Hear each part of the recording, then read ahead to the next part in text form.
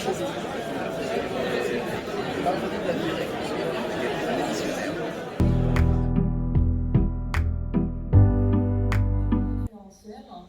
la suite du cycle de vie de notre application. C'est-à-dire que si on définit mal les indicateurs ou qui sont abstraits ou difficilement mesurables, ça va impacter la suite. La prise de mesure, se fait au plus proche des conditions de l'utilisateur, dans le sens où on va choisir un parcours d'utilisateur qui est le plus... Et comment on va vérifier la qualité alors qu'on a de multiples livraisons.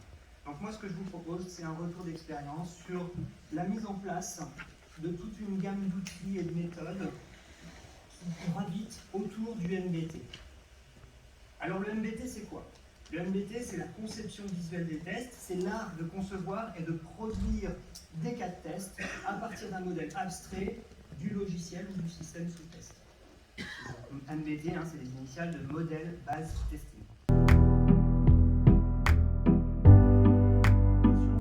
On va parler de la date d'obtention du permis de conduire au conducteur, du code postal de ce conducteur. Donc voilà, c'est des informations, des données physiques qui sont... Et donc on va construire des jeux de données qui vont permettre d'associer nos données de conception et nos données d'implémentation. Donc ici, voilà, véhicule mis en service depuis moins de 10 ans, en fait, ça correspond à, pour cette voiture. Ce client, en fait, c'est un moteur Python qui a la capacité de travailler comme client auprès de la plateforme Neoloadweb. Donc, allouer du contrôleur, consommer des injecteurs.